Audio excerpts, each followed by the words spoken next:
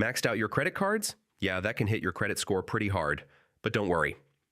In this video, I'll show you how to improve your credit score after maxing out cards step by step so you can start recovering fast. The first and most important step is to pay down your balances as quickly as possible.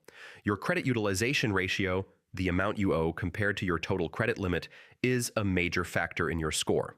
Lowering it below 30% can significantly boost your score. While paying down debt, make sure all your payments are on time. Even one missed payment can further damage your score. Set up automatic payments or reminders to stay consistent.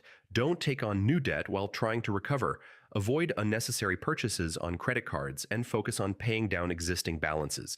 This prevents utilization from rising again.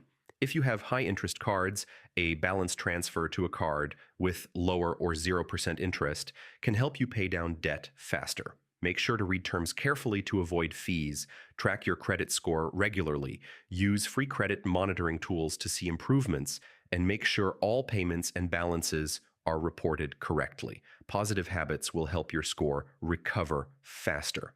Finally, don't close old accounts. Keeping them open helps maintain your credit history length and total available credit, which supports your score as you pay down balances. And that's it.